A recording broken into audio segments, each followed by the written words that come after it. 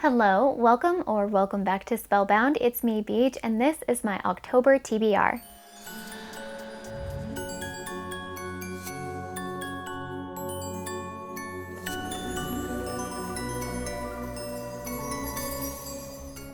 Jane Eyre by Charlotte Bronte. Believe it or not, I've never read Jane Eyre, but you know who has? Bestie Caitlin. And in fact, we had a conversation early on into our friendship as a group about like the books that we read as young adults. As we're in this conversation, where were we? We were at work, no doubt, in the break room called Big Cheese, which I know how that sounds. I hear it. I'm in a cult. Anyway, we were talking and she said that when she was a teenager, because I was asking her, I was like, what did you read, Caitlin, when you were a teenager, you know, like on the beach, what were you reading? And she goes, when I was a teenager and I went on a trip to the beach, I was reading Jane Eyre. That is both completely sincere and also incredibly endearing when you know Caitlin. Like that's of course she was reading Jane Eyre on the beach as her beach reading, as her light beach reading, because what a moody, scholarly bitch. And I love her with all of me. I am so incredibly looking forward to Jane Eyre.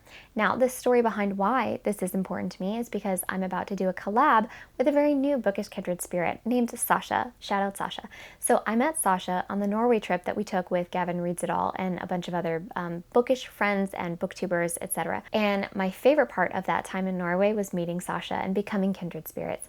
And so we are planning this really fun bookish collab that is inspired actually by a collab that Gav does on his channel. The book that I pick is a retelling of The Goblin Market, so I'm going to read that book and I'm going to film a vlog of me reading that book, but so will Sasha, and then she'll send that footage to me and it will be on my channel of us reading that book. And then when I read her book, all of that will be on her channel.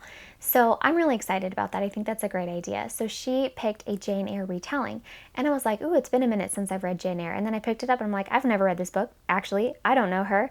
I have some homework to do because she's a tome. So I am very excited. I started it this morning and I'm on chapter like 3 and I'm really enjoying it. Big fan so far.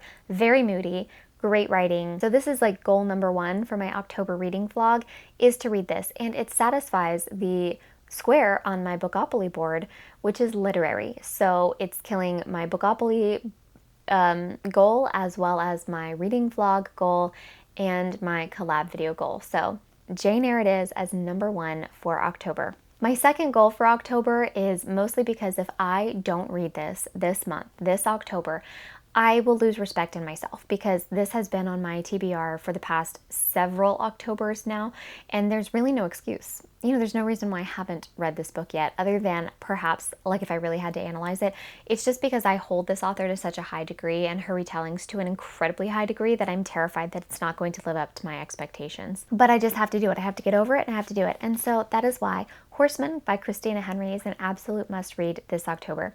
This isn't exactly a retelling. This takes place in present day, and it's about these like 14-year-old boys. They call themselves the Sleepy Hollow Boys. Yeah.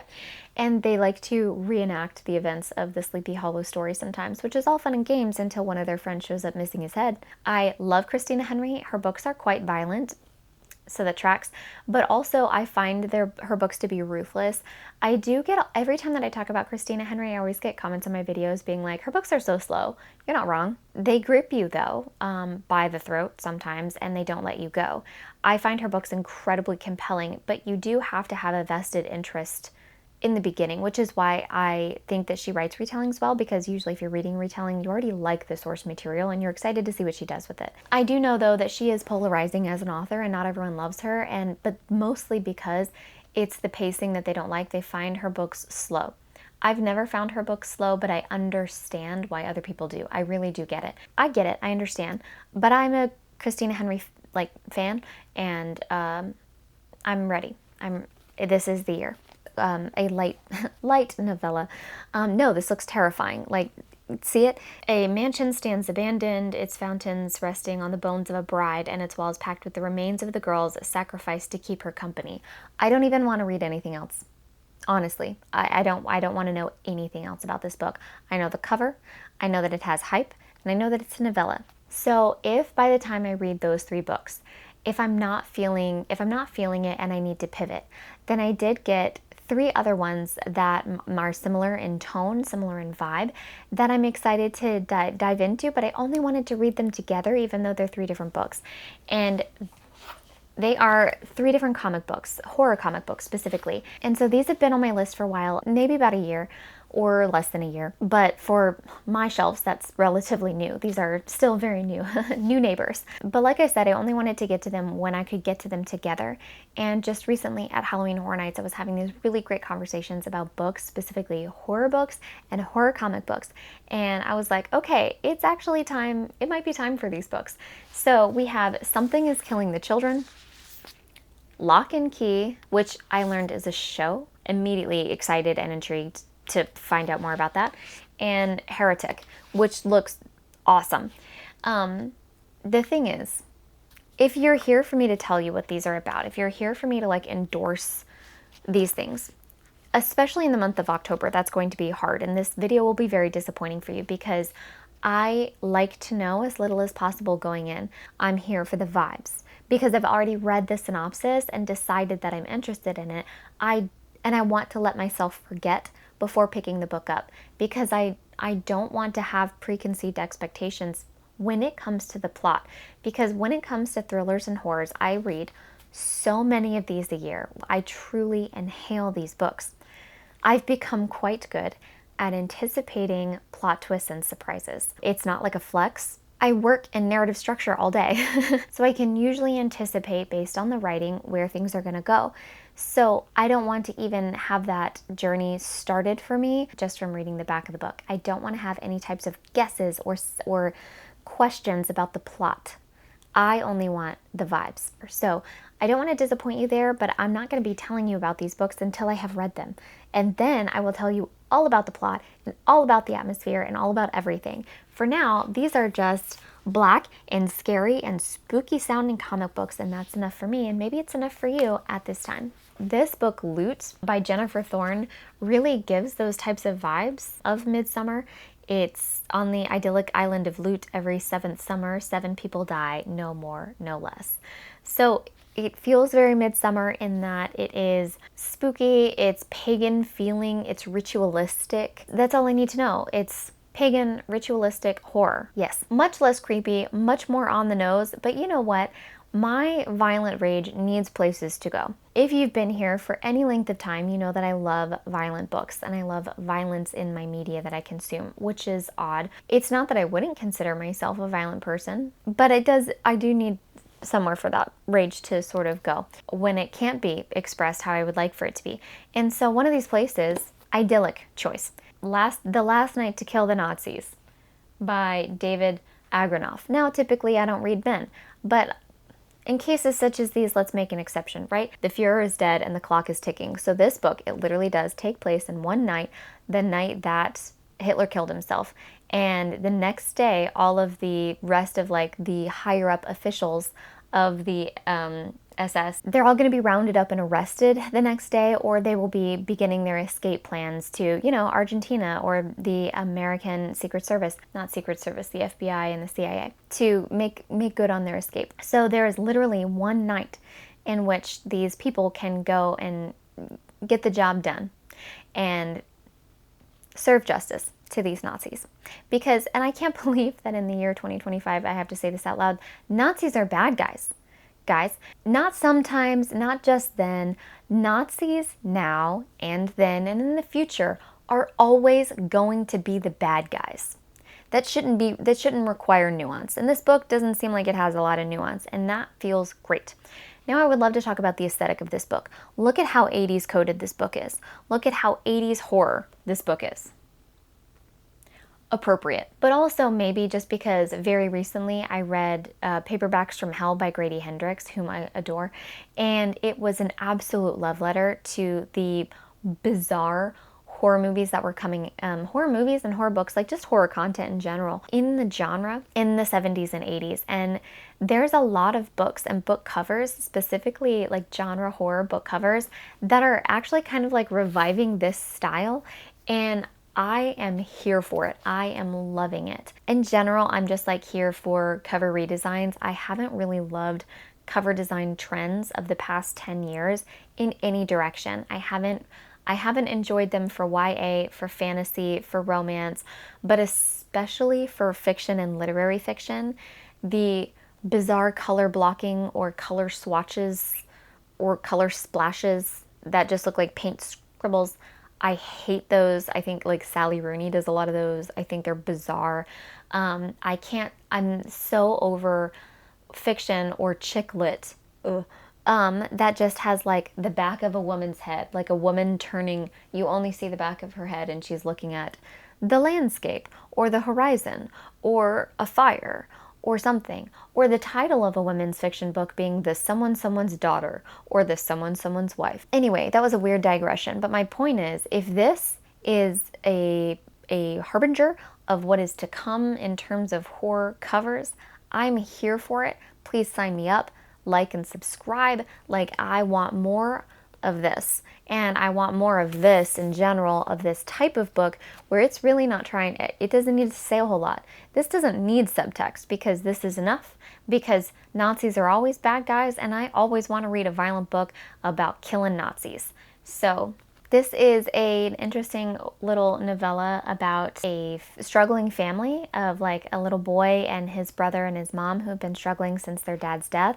And then one night their dad just makes like a surprise visit and shows up, except he's dead. So I don't know what that means. I don't know what that means for him, but this doesn't seem like it's very intimidating, and I would like to find out. It feels like it's going to be very emotional. You know, blah, blah, blah, deaths and ghosts and stuff of our past and all that. So to balance that out, we have So Thirsty by Rachel Harrison. Rachel Harrison is one that I'm never obsessed with her books, but I always like them a lot. Like, these are always high 4-star books that I'm like, you know what? This sits well.